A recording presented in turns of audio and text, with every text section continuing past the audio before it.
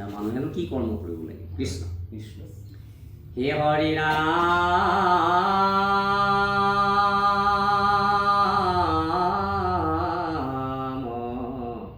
ৰাম ৰাম ৰাম শুনি আবিহূত সিদ্ধে দিলন্ত সিদ্ধান্ত শুনা সিটো কথা চিত্ত কৰি পাহন্ত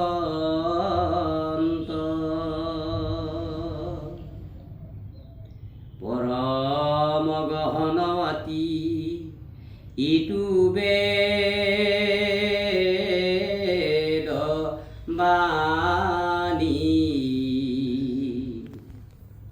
যাক শুনি মহদূৰ হোৱে মহা জ্ঞানী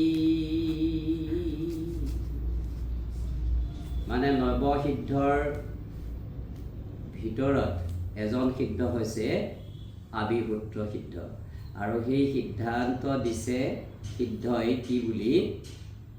শুনা ইটো কথা চিত্ত কৰি উপশান্ত আমাৰ যে মানুহৰ এটা চিত্ত আছে এই চিত্তটো শান্ত হ'ব লাগিব মানে আমি যদি অশান্ত মনেৰে কিবা বস্তু গ্ৰহণ কৰোঁ বা কিবা বস্তু যদি আমি চাবলৈ যাওঁ কিন্তু সেইটো কেতিয়াও আমাক কাম নকৰিব আৰু সেইকাৰণে কৈছে এই হবিপুত্ৰ সিদ্ধই কৈছে আগতে তুমি চিত্তটো থিৰ কৰি লোৱা বোলে শান্ত কৰি লোৱা লগে লগে আমাকো সেই কথাখিনি বুজাইছে মানে মানুহে কিবা এটা কৰ্ম কৰিবলৈ গ'লে চিত্তটো শান্ত হ'ব লাগিব বা থিৰ হ'ব লাগিব যেনে আজি আমাৰ বাপজনাৰ গৃহত এইখিনি কৰ্ম কৰোঁতে বাপজনাৰ এটা চিত্তটো থিৰ হৈছে যে মই এইখিনি কাম কৰিলোঁ এইটো মানে উপযুক্ত কি সুন্দৰ এটা পৰিৱেশ বাপজনাৰ গৃহত আজি এই যে ভাগৱত পাঠ হৈছে এনেকুৱা যিকোনো মানুহে এই পৰিৱেশটো ঘূৰিব নোৱাৰে এইটো এটা কৰ্ম আৰু এইটো হৈছে বেদৰ কৰ্ম তাৰমানে কোটি কোটি যজ্ঞসম এইটো চেৰা পেলাব নোৱাৰে এইটো হৈছে নাম যজ্ঞ সবাতকৈ শ্ৰেষ্ঠ যজ্ঞ এইটোৱেই তাৰমানে কলিৰ যুগত এইটো কৈছে এতিয়া হয় অবিহুত্ৰই কৈছে মানে কি হয় যাক শুনি দূৰ মোহ হোৱে মহা জ্ঞানী মানে এই বস্তুখিনি শুনিলে অজ্ঞানী মানুহেও জ্ঞানী হ'ব পাৰিব লাগিছে আৰু মোহ যিটো আমাৰ আক্ৰোশ মানে নিজক লৈ পেলাই দুৰ্যোধনৰ দৰে ব্যস্ত হৈ থকা মানুহবিলাকৰ সেই বস্তুটো নাইকিয়া হৈ যায় মানে জ্ঞানী হৈ যায় কৃষ্ণ বেদে যাক বিহি আছে তাকে বুলি কৰ্ম বেদে যাক নিষেধিলে সেহেতু অকৰ্ম কি সুন্দৰ কথা কৈছে অবিহুত্ৰই এটা সুন্দৰ কথা কৈছে যে বেদে যিটো কৈছে সেইটো হৈছে কৰ্ম আৰু বেদে নোকোৱা কথাখিনি বেদে যিখিনি নিষেধ মানে মানা কৰিছে সেইটো হৈছে অকৰ্ম এটাকে আমি মানুহবিলাকে কেতিয়াও অকৰ্ম কৰিবলৈ যাব নালাগে এইটো হৈছে কৰ্ম আৰু পৃথিৱীত আটাইতকৈ শ্ৰেষ্ঠ কৰ্ম হৈছে এই ভাগ গতিকে এইটো কোনে জানিব জ্ঞানীসকলে জানিব কোনে জানিব যিয়ে ঈশ্বৰক বিশ্বাস কৰে গতিকে এই কৰ্মটো যিয়ে সিয়ে কৰিব নোৱাৰে হৈ গৈছে এইটো এতিয়া আমি এই কৰ্মটোত আমি বেছি গুৰুত্ব দিব লাগিব বিহিত নাচাৰি নাচৰি হৰি বিকৰ্ম পাতে এই তিনিবিধ কৈলো তোমাত প্ৰত্যুক বোলে হে নিবিৰজা তোমাক কৰ্ম অকৰ্ম বিকৰ্ম এই তিনিটা পঢ়িয়াই গ'লোঁ এতিয়া তুমি ইয়াৰ পৰা জ্ঞানটো লোৱা কিটো কৰিলে তোমাৰ উপশম হ'ব তোমাৰ চিত্ত শান্ত হ'ব লগে লগে আমাক কৈছে মানে নিমিৰজা আমিয়েই হয় মানে নিমিৰজাৰ জৰিয়তে এই পাঠ্য এই যিটো মানে চেপ্টাৰ এইটো আমাক বুজাবলৈ গৈছে মানে মানুহবিলাকক বুজাবলৈ গৈছে কাহিনী ৰূপে মানুহবিলাকক শিকাবলৈ গৈছে মানে বিকৰ্ম কৰ্ম কৰ্ম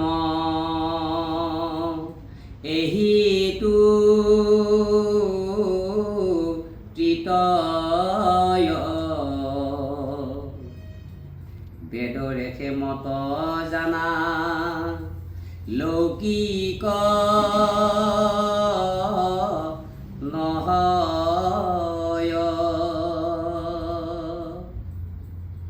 যাক বেদে বোলে সিটো ঈশ্বৰ সাক্ষাৎ যিটো ঈশ্বৰত হন্তে হুয়াও আছে জাত যিটো ঈশ্বৰৰ হন্তে হুয়াও আছে জাত মানে জন্ম এই যে শাস্ত্ৰভাগ মানে যিটো কৰ্ম এই কৰ্মটো মাত্ৰ ঈশ্বৰৰ পৰাই সৃষ্টি হৈছে আকৌ অকৰ্মটো ঈশ্বৰৰ পৰাই সৃষ্টি হয় বিকৰ্মটো অকৰ্মৰ মানে অকৰ্মৰ পৰা বিকৰ্ম সৃষ্টি হয় মানে কৰ্ম কৰিলে নিশ্চয় ঐশ্বৰিক বিধানেৰে কৰ্ম কৰিব লাগে যে শংখ চাগ মহিক কাটি এইটো এটা কৰ্মই হয় সেইটো হৈছে কৰ্ম কাণ্ড মানে য'ত দুৰ্ঘটনা ঘটিব য'ত কাটিব লাগিব মাৰিব লাগিব এইটো দুৰ্ঘটনাই হয় নহয় জানো তেনেহ'লে তাত কোনো মৰম দয়া নাথাকিব তাত এটোপাল তেজহে পৰিব তাত কেতিয়াও চকু পানী নপৰিব এতেকে য'ত মানে দুৰ্ঘটনা ঘটিব তাকেই কাণ্ড বুলি কোৱা হৈছে গতিকে সেইটো হৈছে কৰ্মকাণ্ড আমি এটা কৰ্ম ধৰি লোৱা হ'ল কৃষ্ণই অৰ্জুনক কৈছে বোলে অৰ্জুন তুমি এই কৰ্ম অকৰ্ম বিকৰ্ম এই বিষয়টো জানিবলৈ হ'লে প্ৰথমে তুমি কৰ্মই কৰিব লাগিব কৰ্ম কি বোলে এখন চুৰি লৈ পেলাই তুমি ইয়াতে ঘটিয়াই দিলে তোমাক কাটিব তেজ ওলাব তুমি দুখ পাবা তে এই কাটি দিয়াটো তোমাৰ কৰ্ম হয় নহয় হয় তেনেহ'লে তুমি দুখ পালা তেজ ওলাল এইখিনি তোমাৰ ব্ৰেইনে ঢুকি ল'লে যে কৰ্ম কৰিলে বেয়া কৰ্ম কৰিলে বেয়া ফল পোৱা যায় গতিকে তোমাৰ জ্ঞান হ'ল অৰ্জুন গতিকে জ্ঞানৰ পিছত কি হ'ব তোমাৰ কৰ্মৰ যদি জ্ঞান হ'ল জ্ঞান হোৱাৰ পিছত তোমাৰ বিজ্ঞান হ'ব বিজ্ঞান মানে কি সেইটো তুমি ৰিচাৰ্চ কৰিবা সত্যতা হ'ব যে কাটিলে তেজ ওলায় তুমি গম পাই গ'লা গতিকে এইটো এৰি পেলাই তুমি অৰ্জুন কি কৰা বোলে সম্পূৰ্ণ মোকেই সমস্তখিনি তুমি অৰ্পি দিয়া আৰু অৰ্পি দি পৰম ব্ৰহ্ম কৃষ্ণত তুমি কৰ্ম কৰা সেই কথাটো কৈছে হে ৰাম ইহাৰ অৰ্থত মোহ হোৱে মহাজ্ঞানী বেদৰ তত্ত্ব পাইব আন কোন প্ৰাণী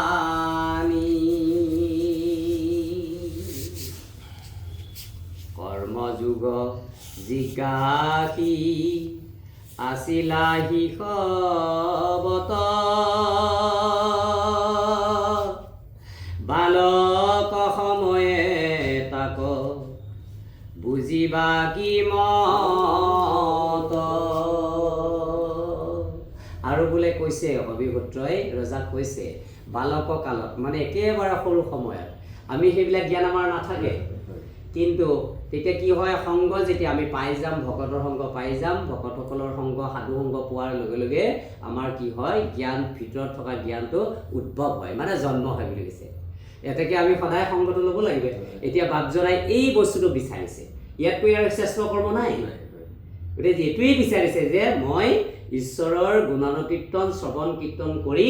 যে মোৰ যিটো জীৱন এই জীৱনটো মই সফল কৰিম এতিয়া বাপৰ জৰিয়তে আমি বাপক আজি আচলতে আমি সেৱা জনাব লাগে কাৰণ বাপৰ জৰিয়তে আমি এই ভাগৱত ভাগি কীৰ্তন শ্ৰৱণ কৰিবলৈ পালোঁ নহয় বাৰু এতিয়া এইকাৰণে ভকতৰ সংগটো সেইকাৰণে লাগে সেইটো কাৰণে লাগে আমাৰ জীৱনত সহায় পাবৰ কাৰণে কৃষ্ণ হে ৰাম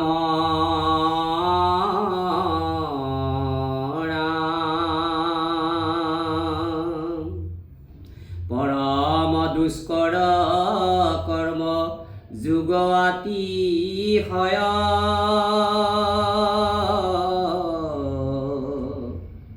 তুমিও তৈ খানি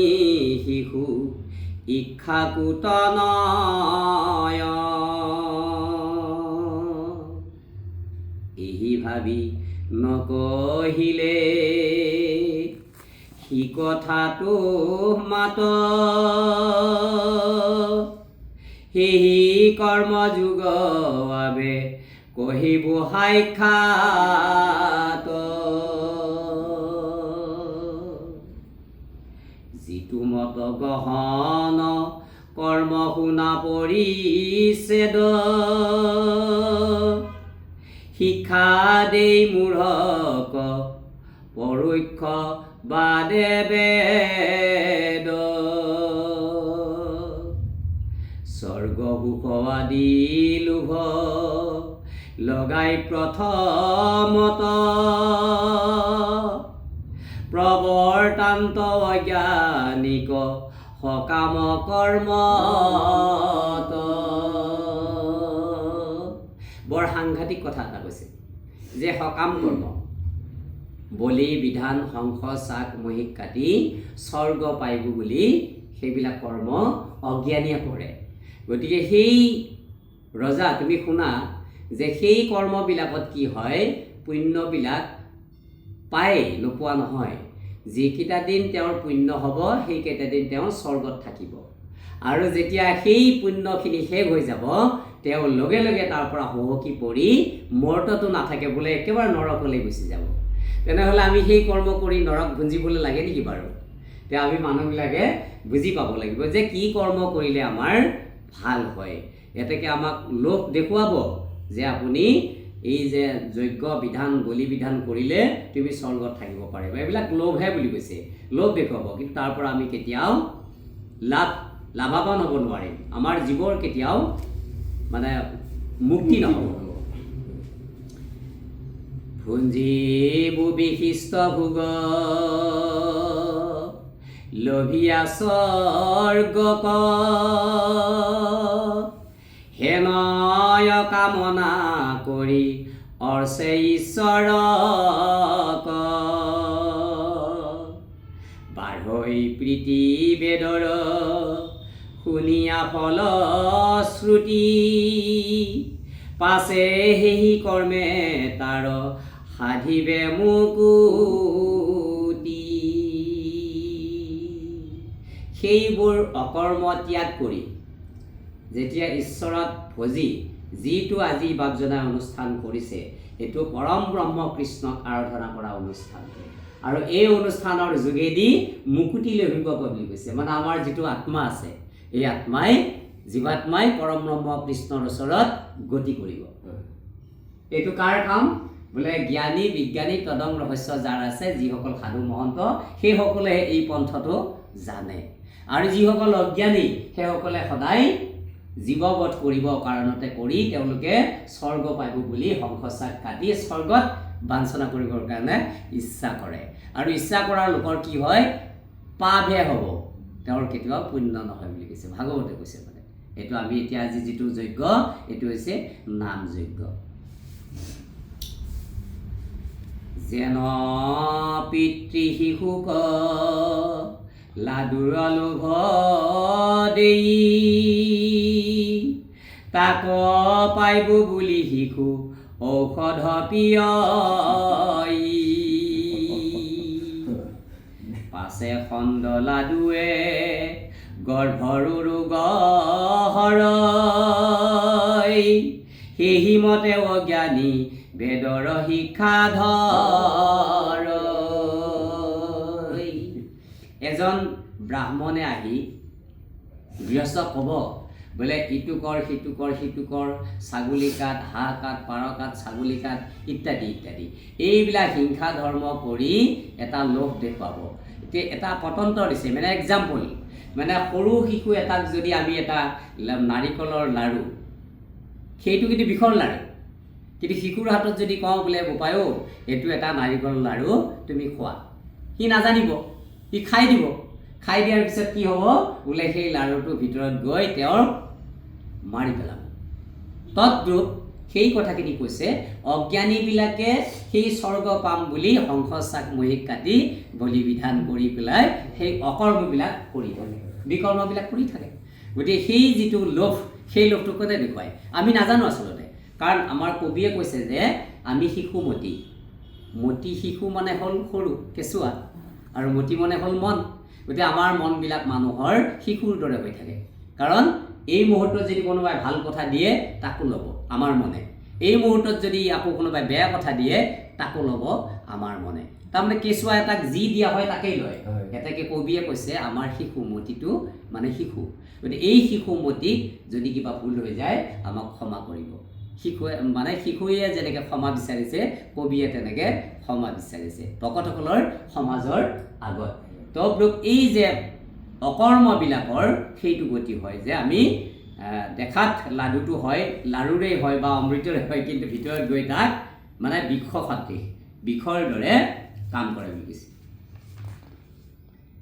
পাছে বেদে বোলেৰা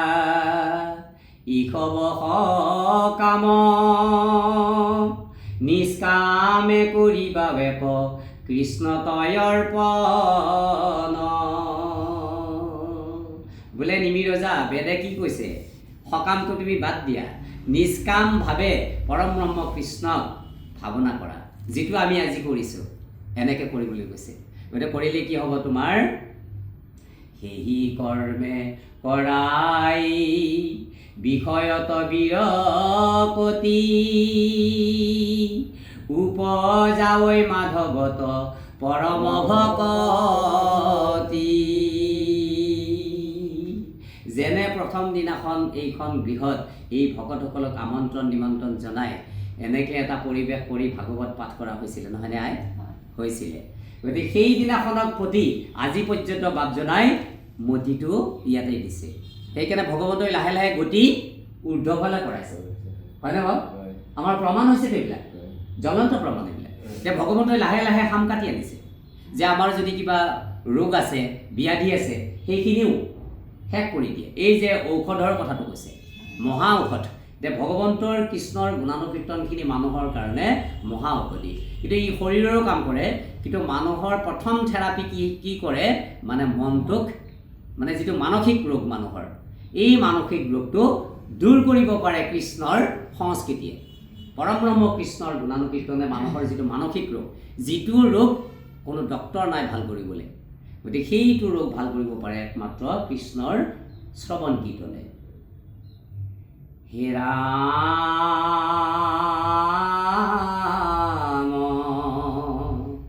পৰম অজ্ঞানী হুয়া যিটো দুষ্ট চিত নকৰে ইষব কৰ্ম বেদৰ বিহিত যাইবে সিটো বিকৰ্ম পাপতয় অধোগতি মৰি মৰি উপজীৱে যাতনা সম্প্ৰতি। বোলে এই বেদৰ কৰ্ম যিয়ে নকৰে সি মৰি মৰি উপজীৱ আৰু অধোগতি যাব বুলি কৈছে। তেনেহ'লে আমি অধোগতি কিয় যাওঁ? বেদৰ কৰ্ম কৰিব লাগে, এইটো বেদৰ কৰ্ম। 4 বেদ 1418 পুৰাণে কি কৈছে যে বেদৰ কৰ্ম আমি যেতিয়া কৰিম তেনেহ'লে বেদে আমাক কি কৰিব, বেদৰ বিহিত ধৰ্ম আছে ধৰ্ম সংসাৰত সবে হৰি নামৰ কিংকৰ হেন জানি যিটো জনে নামৰ কীৰ্তন কৰে সেইকে পৰম সাধুনৰ। গতিকে আমি এতিয়া এই নামৰ কীৰ্তন কৰিছোঁ, মানে আমাৰ নৰ মানে মানুহ, সাধু মনে হ'ল এই আকাৰত সমস্তখিনি মানুহ। আমি গোটেইবিলাক মাতৃৰ গৰ্ভৰ পৰা ওলাই আহোঁতে আকাৰত আমি মানুহ হিচাপে জন্মগ্ৰহণ কৰোঁ। তাৰপিছত যেতিয়া সাধুসংগ পাই ঈশ্বৰৰ